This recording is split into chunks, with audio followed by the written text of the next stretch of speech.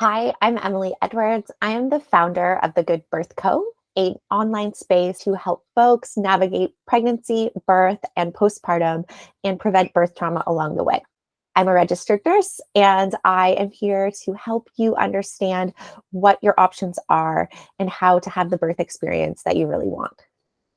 What inspired you to work in family healthcare? Family healthcare is an absolutely central piece to our entire healthcare system. It's something that in my professional life, I actually work at the alternative end of the life spectrum, supporting older folks and their families. I appreciate that the birth experience and growing a family is an absolutely pivotal point in most people's lives. And I think that working in supporting families in this really vulnerable, tender stage of their lives can set them up for success, not only for themselves as adults, but also for their children. How did your birthing experience influence your work? It is what started everything for me. Um, when I had my oldest, I thought I knew everything about the birthing experience. I had delivered 71 babies in Tanzania the summer before. I figured I had this under wraps, and I absolutely didn't. My planned home birth turned into an unexpected cesarean after 72 hours of labor, and I was completely blindsided and completely messed up by what happened to me. It took me a really long time to understand what that actually meant and what had actually happened to me. So I realized that my place here on earth, at first, I thought it was to prevent that from happening and to teach people how to avoid it. But over time, I've discovered that what folks really need is the space to explore their options, the power to make the decisions they want, and then the trust that they're going to be actually supported and upheld regardless of what happens.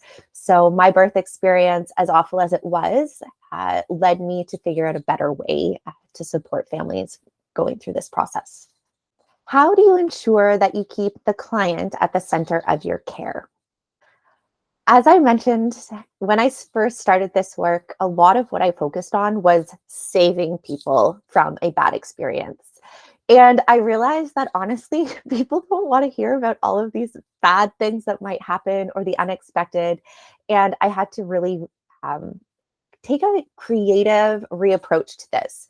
And in that came the understanding that it's not my job to save anyone. My job is to help the person at the center of that experience be seen and heard and understood and protected, not in a savior kind of way, but ensuring that their voice is heard above all else, and protecting that choice is really what I do.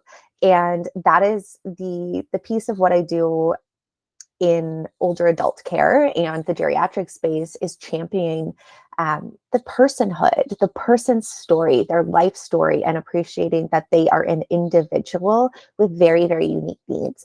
And I bring that approach into early and reproductive care, family care, because it's something that we often forget about. We start focusing on the babies, the pregnancy, and we forget that there is a complete adult who is navigating this process and that they need to be at the center of it. So as I like to say, is there's a person at the center of this care, and they're the ones that we need to be looking at, not the checklist, not the tasks, not the timelines that exist. It's that one single person in this dynamic. How do you incorporate your birth trauma training into your work? So as I said, personhood, protecting the client in the center of the care is what I do and what I really believe in. And birth trauma training has helped me figure out, really to carve a path to help people along the way. Because what I've recognized is that there's really two distinct groups of people who need this support. Number one, it's people who are pregnant, who are planning a birth experience. Maybe it's their first birth experience. More often than not, people who have had a crappy first experience come and find me after to create a different plan going forward. So in that work in particular, when I work with clients one-to-one, I focus on what those options are, what their core values are, and bring in that personhood to ensure that that care they're receiving is trauma informed and that we are keeping the lens on mitigating those points that trauma could occur. We really can't genuinely prevent it 100%. So I say I kind of, when I talk about trauma prevention, it's a little bit of a joke because we can't truly, but mitigation is really not a sexy word either. So I opt for that way, but the goal is to always focus on what can we control.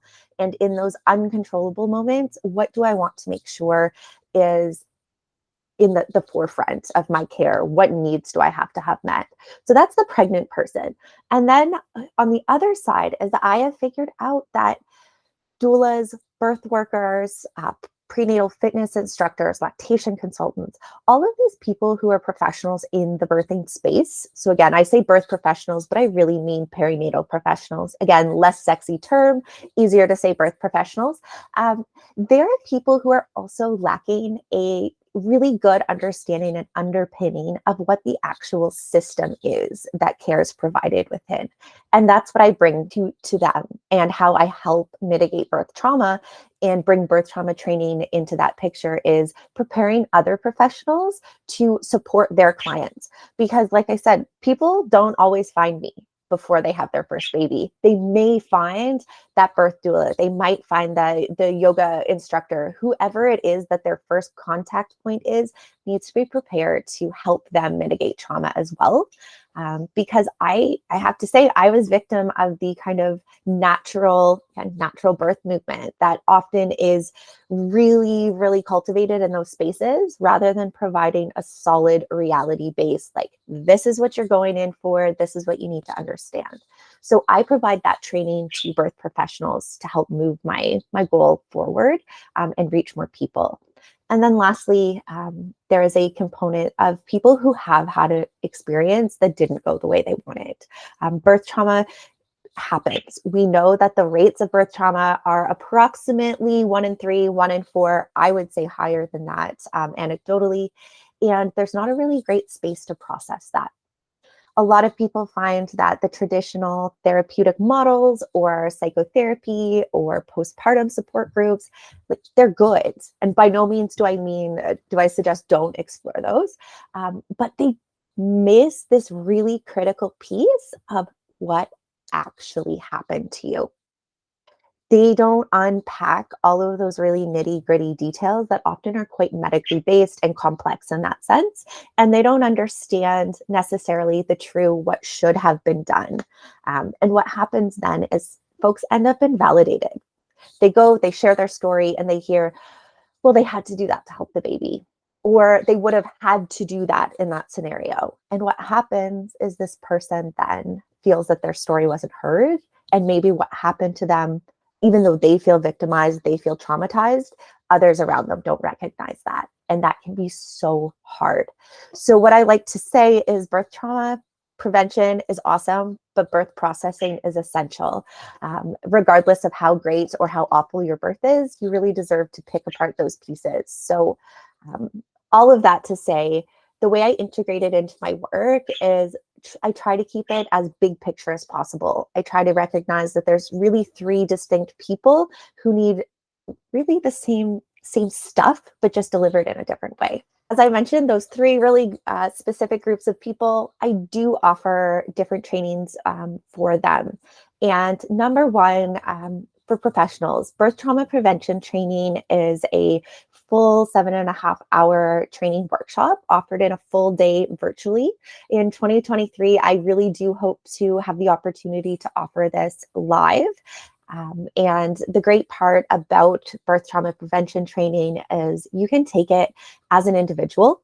So again, as I mentioned, those yoga instructors, prenatal fitness instructors or trainers, doulas, postpartum doulas, all of those it's appropriate for. And the part that just excites me is working with agencies or doula collectives. So I do offer a really nice discount for a group rate. And this way you can work with your peers. You can all have that same understanding because it's going to take community to move it forward. It's hard to do it alone.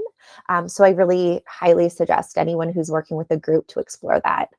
And then for individuals, I also offer one-to-one birth experience consults, so we can explore your upcoming birth, we can explore your previous birth, and then those looking for a really structured way to process their birth and maybe a little bit more of a hands-off, less face-to-face intensive. I offer a self-led birth processing program called Unbury Your Birth. So that is a, like I said, self-paced guided process with videos and a workbook. And then we come together for a final call to debrief together. So those are my 3 pillars. And they're interchangeable. If you have clients you think would work well to unbury their birth, maybe it's you as a birth worker or professional who saw something that was really tough. Processing that birth in the context of unbury your birth is also very helpful. So that would be all of those offers. What is one thing you want viewers to take away? Ultimately, I want people to understand that they are not alone in this. They're not crazy. They have not invented whatever their fears, concerns, or actual experiences are.